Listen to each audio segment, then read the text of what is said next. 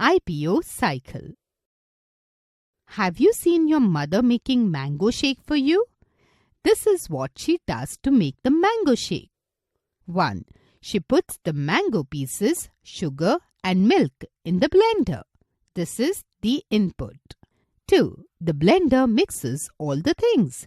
This is the process. 3. She pours the mango shake in the glass. You can drink it now. This is the output. Similarly, we give instructions to the computer. The computer then works on the instructions and gives us the result.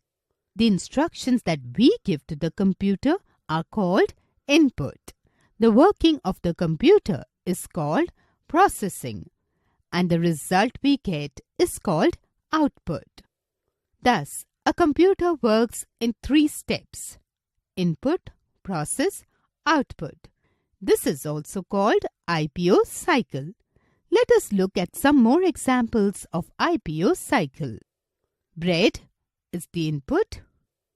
You put it in the toaster, that is processing, and you get a toast, which is the output. Debit card is the input. ATM machine is processing.